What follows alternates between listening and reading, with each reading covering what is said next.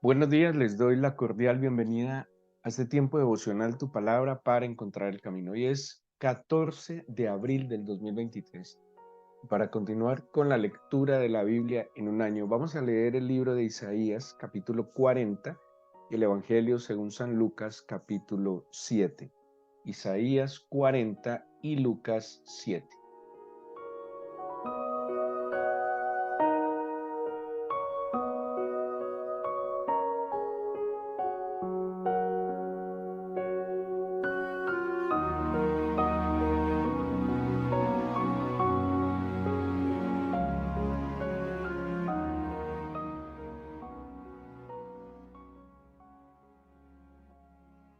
El libro de Isaías, bueno, como acabamos de escuchar incluso en una canción maravillosa de Danilo Montero y Quique Paul, es un capítulo extraordinario, el capítulo 40 de Isaías. Pero quisiera centrarme un poco en la parte inicial del capítulo, puesto que está anunciando el ministerio de Juan el Bautista, ¿sí? Un ministerio que era muy importante en el cumplimiento del plan de salvación que traía el Señor Jesús, porque como lo dice el mismo profeta Isaías, tenía una misión de preparar el camino, ¿sí? Tenía una misión de preparar los corazones para que pudieran recibir al Salvador. Dice, dentro del anuncio que está haciendo Isaías 40, dice el versículo 2: hablad al corazón de Jerusalén,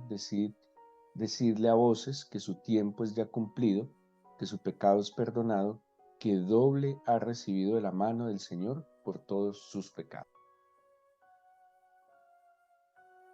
¿Cuántas cosas había recibido Jerusalén a causa de su pecado? ¿Cuántas consecuencias nefastas habían venido para el pueblo a causa de haberle dado la espalda al Señor? Desde el profeta Isaías empiezan a aumentar aquellos anuncios mesiánicos de un redentor, de un salvador, de un descendiente de David que traería justicia, de un descendiente de David que traería paz, que traería libertad al pueblo. Y aquí va, y cada que va pasando el tiempo, pues la revelación también de aquel Mesías y de aquella era mesiánica, pues se va volviendo no solo más clara, sino que también el mismo pueblo lo va anhelando más.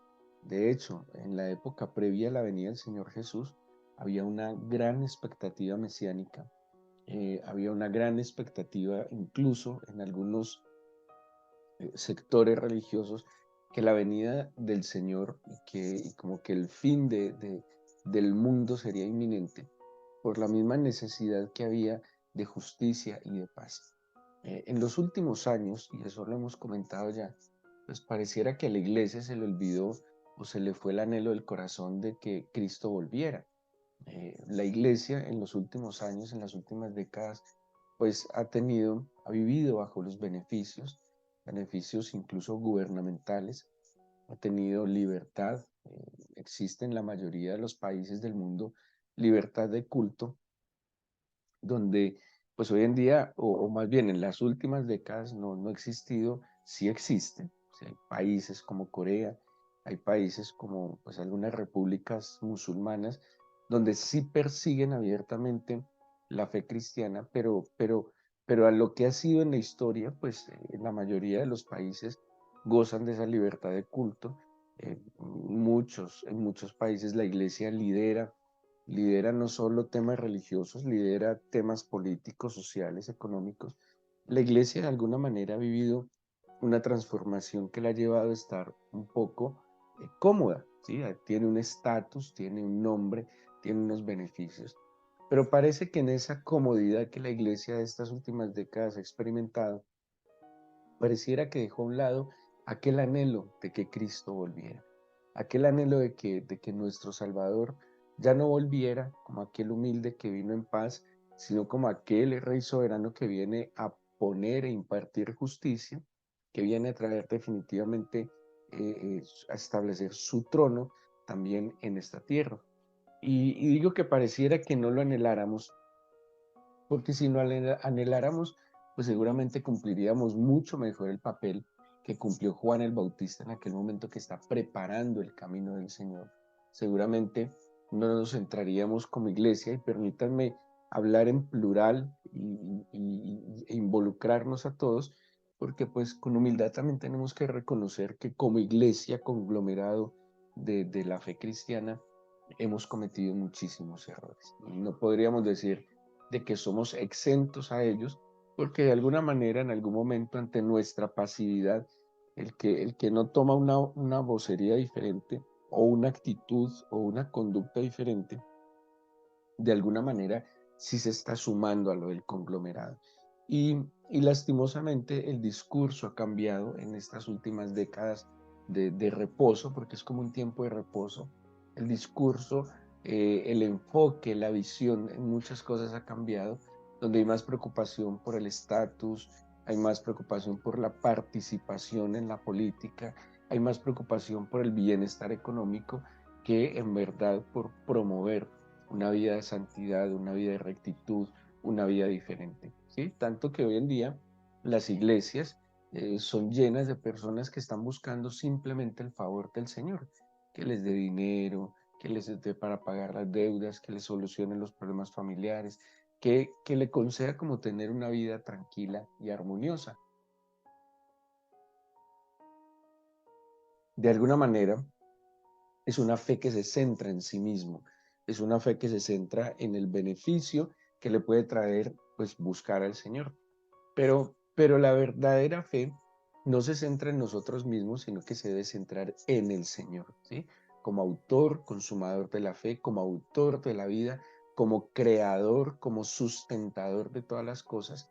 Y pues, de alguna manera, nosotros deberíamos estar anhelando la venida del Señor, y anhelando la venida del Señor como en la época aquella del primer siglo, que ellos anhelaban la venida del Señor, esperaban. De hecho, si ustedes miran los evangelios, hay expresiones como era el que estábamos esperando, era el que estaba anunciado. Había una alegría, un gozo, una expectativa de que el Mesías había aparecido, ¿sí? Y se preparaban, y es lo que de hecho Juan va a hacer en este ministerio. ¿Qué dice Isaías a propósito, anunciando de la obra de Juan? Dice: voz que clama en el desierto, preparad camino al Señor, enderezad calzada en la soledad a nuestro Dios. Dice el versículo 4: todo valle sea alzado, bájese todo monte y collado, y lo torcido se enderece y lo áspero se allane. Y se manifestará la gloria del Señor, y toda carne juntamente la verá, porque la boca del Señor ha hablado. ¿Qué debía hacer Juan entonces? ¿Y qué deberíamos hacer hoy nosotros como iglesia? ¿Sí? Nosotros también estamos llamados, así como Juan preparó la primera venida del Señor, pues nosotros como su iglesia deberíamos estar preparando la segunda venida del Señor. ¿Sí? ¿Qué hacía Juan? Dice: clamaba en el desierto. Y Juan, y dándole una especie de aplicación, pues ya hemos hablado del desierto, un lugar que es donde hay dificultad. Y dice que en medio del desierto clamaba, ¿sí? Clamaba en el desierto y llamaba al pueblo que seguramente estaba padeciendo dificultades, y no solo porque el discurso de Juan no era centrado solo en las dificultades espirituales que el pueblo tenía, sino que acuérdense que le habla al pueblo, le habla a los soldados, le habla a las autoridades, y a cada uno le da un consejo de qué debe hacer para enderezar su senda, para corregir su camino. Entonces, él está clamando en el desierto. ¿Y qué está clamando en el desierto? Que se enderecen las calzadas. ¿Qué está clamando en el desierto? Que el camino del Señor debe ser preparado. ¿Cómo se prepara el camino del Señor? Todo valle sea alzado y bájese todo monte. Aquí tenemos, aquí podríamos hablar de una especie de proceso de equidad y equilibrio, ¿sí? Si el valle se alza y si el monte se baja, pues van a tener un punto de encuentro, ¿sí? Van a estar como una especie de llanura. Los montes altos han representado autoridades o el orgullo o la altivez o la soberbia de los hombres. Y los lugares bajos han representado a gente en una condición desfavorable. ¿Qué está anunciando Juan y qué está pidiendo? Que haya justicia social, que esas brechas sociales se rompan. Eso es un ideal de la iglesia. Una iglesia debe caracterizarse porque en una iglesia no se notan las brechas sociales. En una congregación debe ser el que tiene mucho dinero o el que tiene mucho conocimiento, o el que tiene una gran profesión, como el que no tiene ni mucho conocimiento, ni mucho estudio, ni muchos bienes materiales. En una iglesia no se debería notar el uno del otro, ¿sí? Porque todo valle debe ser alzado y todo monte debe ser disminuido.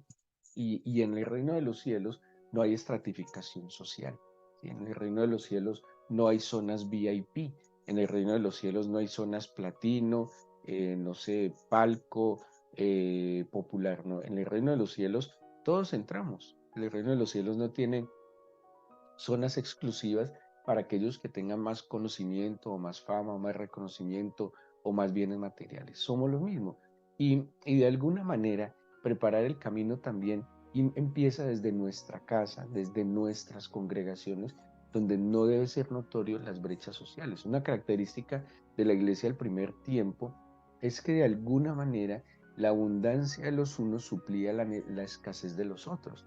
O sea que, por ejemplo, una iglesia ideal es donde aquellos que tienen mejores recursos, a través de su generosidad, pueden ayudar a aquellos que tienen menores recursos, ¿sí? No se trata simplemente de un proceso subsidiario, se trata de un proceso de equilibrio social. Yo agradezco, admiro, reconozco y glorifico al Señor por aquellas personas que no solo hacen sus aportaciones a la iglesia con sus diezmos, hay personas que además aportan para proveerle de un mercado a personas menos favorables que incluso son dentro de la iglesia, ¿sí? Porque el libro de los Hechos mandaba a que se tuviera favor con el pueblo, o sea, que se ayudara a los que ni siquiera son de la iglesia, sino el pueblo. Con ellos hay que tener favor, pero también hay que tener favor con los de la iglesia, ¿sí? Y, y, y hay iglesias, hay congregaciones que en verdad rompen esa brecha social y bendicen y se bendicen mutuamente. Ahora, una persona que recibe una bendición material o un favor en su salud, bueno, una puerta que le abre, una oportunidad, también es dar oportunidades, estén seguros que esa persona va a bendecir a aquel de quien ha recibido esa oportunidad o ese beneficio. Entonces dice además de que todo valle sea alzado, de que todo monte se baje, que lo torcido se enderece y lo áspero se allane. Ojo con esto, no puede ser, y yo creo que el anuncio del Evangelio tiene que ser muy bien dirigido y enfocado. Si ustedes miran el anuncio del Mesías que hace Juan, no está diciendo, vengan para que sean prosperados, ¿sí? Vengan para que todos los problemas se les solucionen. El reino de Dios se ha acercado para que consigan trabajo. El reino de Dios se ha acercado para que sus hijos sean obedientes. El reino de Dios se ha acercado para que sus esposas o esposos sean mucho más tranquilos, más amorosos y más tiernos. No, de ninguna manera. ¿Sí? No está anunciando ningún evangelio de prosperidad, ningún evangelio de salud, simplemente venga para que se sane. No, el discurso era que era necesario que trajera justicia, equidad, rectitud, porque está hablando de que lo torcido se enderece, lo áspero se allane. Es un llamado, una exhortación a corregir lo deficiente en la vida. Yo me voy a acercar a Dios. Lo mínimo que debo hacer si me quiero acercar a Dios es que tengo que depurar situaciones en mi vida, ¿sí? Claro, el Señor recibe a todos los pecadores, pero ojo, ¿qué debía experimentar, por ejemplo, el que estaba enfermo, el que era rechazado?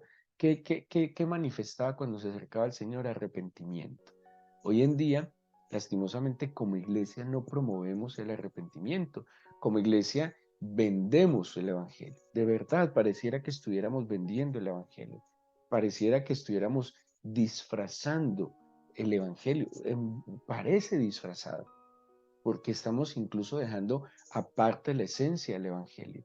Sin arrepentimiento no hay perdón de pecados y sin perdón de pecados no hay salvación. Esa es la esencia del Evangelio. ¿Para qué nos ponemos a hablar simplemente de confía en el Señor y todo te saldrá bien? Sí, confía en el Señor y todo te saldrá bien, pero entonces no debes corregir lo deficiente.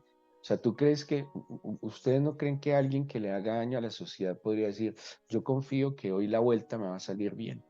Yo confío en el Señor que hoy, no sé, un sicario, un amigo de lo ajeno. Yo confío que nadie me va a detener en este proyecto que tengo de ir a tomar lo ajeno.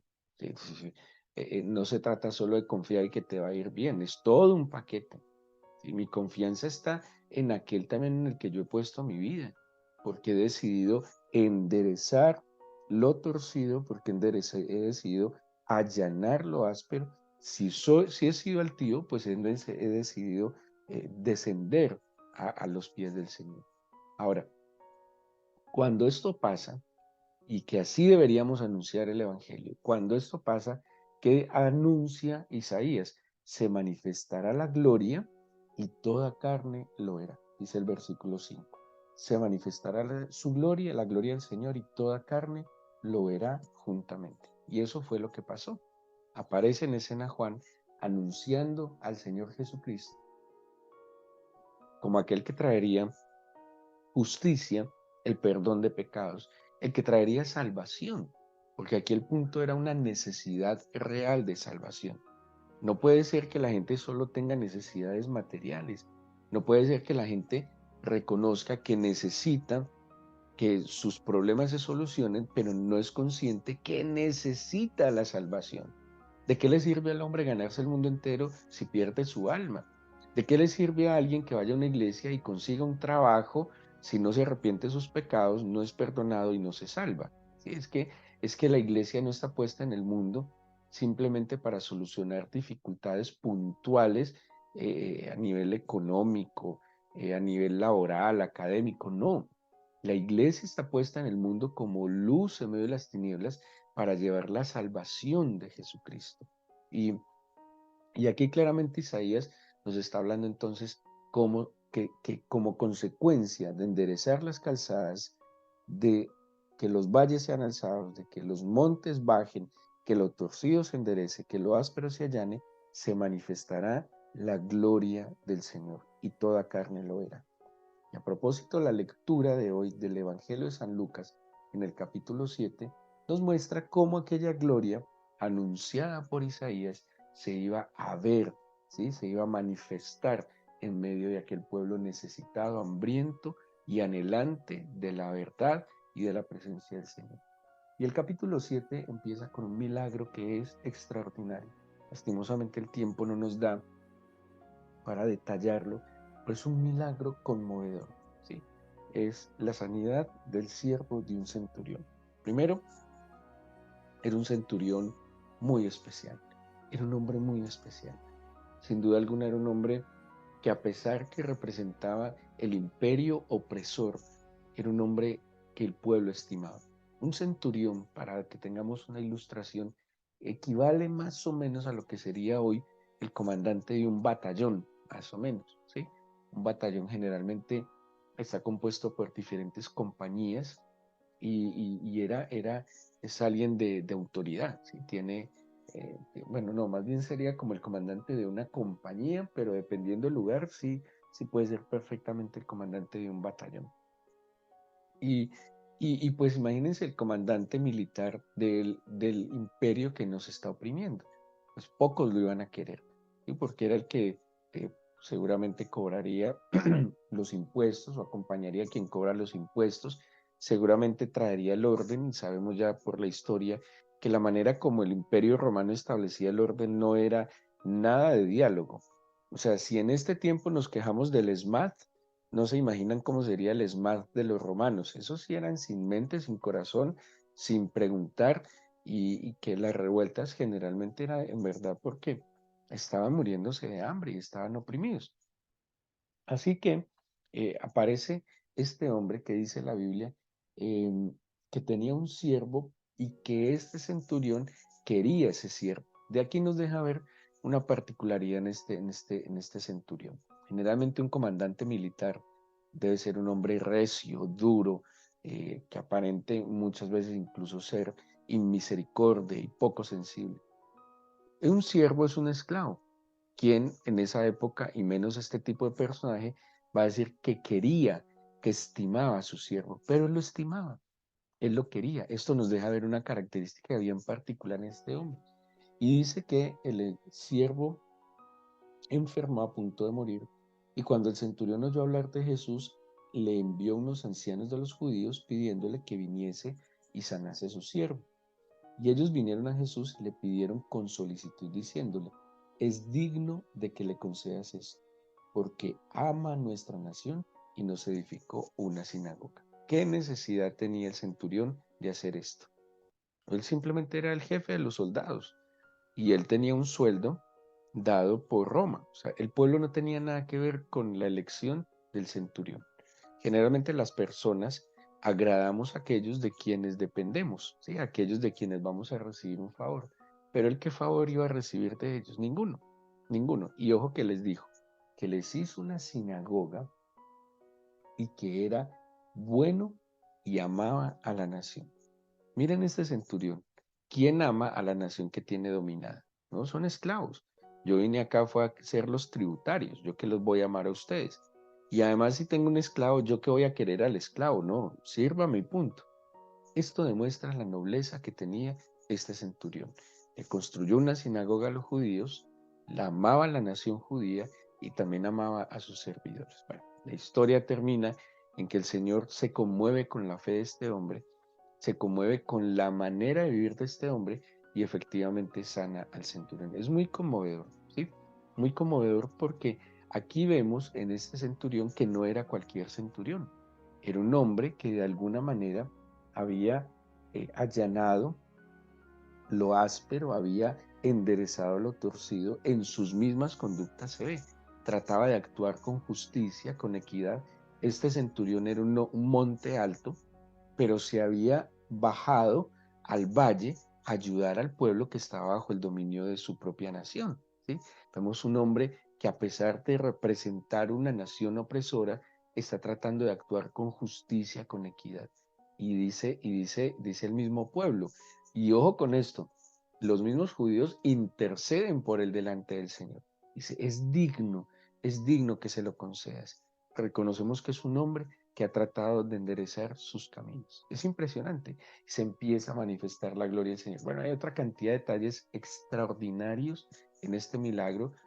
Por ejemplo, la relación que tiene la fe con la obediencia, la fe con la autoridad, que en otro momento lo podemos detallar.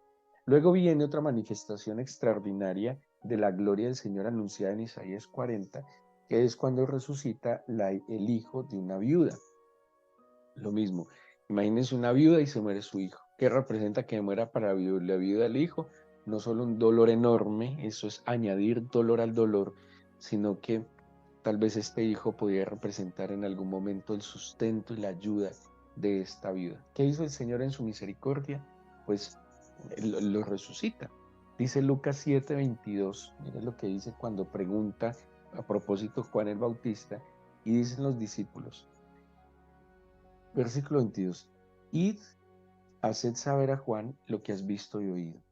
Los ciegos ven. Ahí estamos hablando de la manifestación de la gloria del Señor anunciada en Isaías 40. Y dice, los ciegos ven, los cojos andan, los leprosos son limpiados, los sordos oyen, los muertos son resucitados, y a los pobres es anunciado el Evangelio. Y bienaventurado es aquel que no halle tropiezo en mí. Esa es la manifestación de la gloria del Señor que había sido anunciada por Isaías. Pero más adelante incluso, además de ver la manifestación de su gloria en la sanidad, en la resurrección, en lo que acabamos de leer, vista, sanidad, liberación, el anuncio de las buenas nuevas. En el final del capítulo hay un escenario cuando el Señor va al hogar de Simón el fariseo y llega una mujer pecadora era una prostituta y dice que ella le adora porque eso es lo que hace ella. Ahora, si esta mujer viene y se postra a sus pies llorando y dice que con sus lágrimas regaba sus pies, los enjugaba con sus cabellos, los besaba y los ungía con perfume, esta mujer, ¿ustedes creen que simplemente vino pensando en que iba a seguir pecando. ¿Ustedes creen que ella simplemente fue como a buscar un favor, pero en su mente, en su corazón estaba a volver a pecar? Estén seguros que si esta mujer vino al Señor es porque estaba completamente arrepentida. Entendió que había que allanar lo áspero, enderezar lo torcido, bajar todo monte, enderezar la calzada. Entendió que para poderse acercar al Señor sí tenía que haber una decisión y una actitud de darle la vuelta, la espalda al pecado. Entendió que para poder recibir el perdón de pecados es necesario arrepentirse. Yo creo que esa es la dificultad que tenemos hoy en la iglesia, que tenemos mucha gente, pero pocos arrepentidos de verdad de haber ofendido al Señor y de haber ofendido al prójimo. Si a las iglesias se acercaran más con un mejor anuncio del Evangelio, con una mejor manera de dar a conocer la necesidad de Cristo, de su perdón, de su salvación y de su redención, pues seguramente las personas que lleguen a la iglesia sabrán que ese es el lugar donde van a ser edificados, donde van a ser estimulados para que sigan multiplicando la esperanza de la salvación. No puede ser otro el fin, el propósito, el objetivo de la iglesia, sino de traer salvación y glorificar el nombre del Señor. Insisto, la iglesia no está como para poner pañitos de agua tibia en situaciones graves y dolorosas. ¿De qué le sirve, insisto, que le dé un pedazo de pan, pero no le está dando el pan de vida que es para salvación? ¿De qué sirve que demos un vaso de agua si no estamos dando el agua viva que es para vida eterna? ¿Sí? Entonces, aquí vemos entonces con claridad cómo esta mujer viene al Señor sabiendo que Él, porque aquí no está pidiendo sanidad física y seguramente no está pidiendo ni dinero. El Señor no habla en la Biblia que diera dinero. El Señor sació el hambre física. ¿Sí? Pero ¿cuándo comieron ellos? Ellos ni siquiera fueron por el pan. ¿Sí? Ellos fueron a escuchar su enseñanza y el Señor vio su necesidad de pan. Pero ellos no iban por el refrigerio, porque ni siquiera habría seguramente refrigerio. Ellos iban era por la palabra del Señor. Y el Señor vio su necesidad y les sació. Así que esta mujer va, adora al Señor arrepentida. ¿Y qué dice el Señor? Que sus pecados le son perdonados. Por eso en la discusión que tiene con Simón el fariseo le dice, al que más se le perdona, más ama. Por eso ella ha estado allí adorando, porque sabe que el Señor ha perdonado más. Vemos entonces cómo aquello que anuncia Isaías 40, que el ministerio de Juan lograría como consecuencia enderezar la calzada, preparar el camino, que el valle sea alzado, que el monte baje, que lo torcido se enderece, que lo áspero se allane. ¿Cuál es la consecuencia? La manifestación de la gloria del Señor y que toda carne lo verá. Queremos ver al Señor, queremos que Él se glorifique, queremos que Él se manifieste en plenitud de su gloria, pues sigamos lo que Isaías anuncia que San Juan cumplió. Enderecemos lo torcido, bajémonos de ese monte alto del orgullo y de la soberbia, pero también levantémonos de cualquier estado de depresión o de complejos de inferioridad o de inseguridad. Enderecemos lo torcido y allanemos lo áspero, y que en verdad la plenitud de la gloria del Señor se manifieste en medio de nosotros. Vamos a darle gracias al Señor en este día en oración.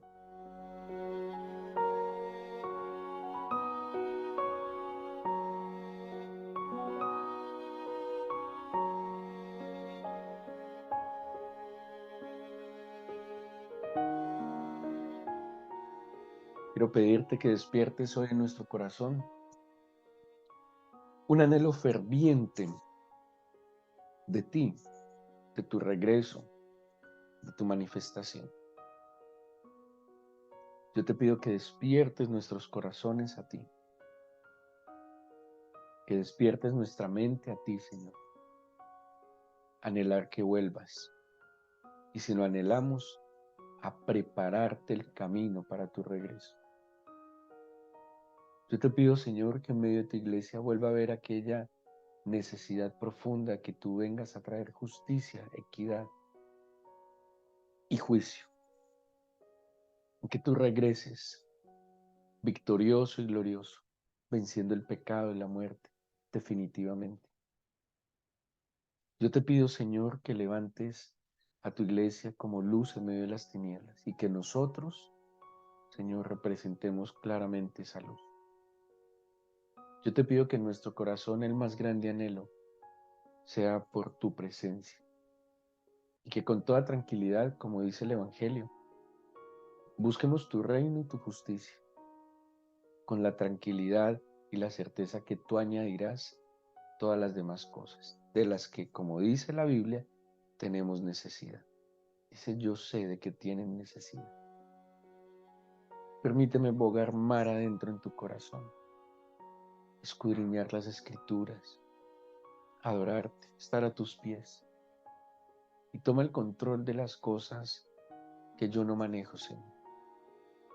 Te suplico que me permitas estar en el gozo de la salvación, experimentar la paz que sobrepasa el entendimiento, descansar en que tú eres mi Padre, mi Señor.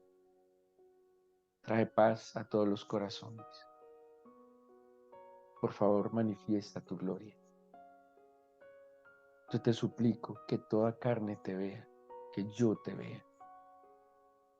Déjame verte en la bendición y el favor que me das a través de aquellos que me aman y me rodean. Te pido que nos dejes ver un milagro de parte tuya hoy y que ese milagro nos estimule a anunciarte adecuadamente. Permítenos ser aquellos, como dice Isaías 40, anunciadores de redención, de salvación. Bendícenos en este fin de semana, acompáñanos, permítenos congregarnos en nuestras iglesias y como advierte la Biblia, más cuando vemos que estos tiempos o el tiempo se acerca y en estos tiempos difíciles. Danos tu bendición, mi Señor, te lo pido en el nombre de Jesús. Amén.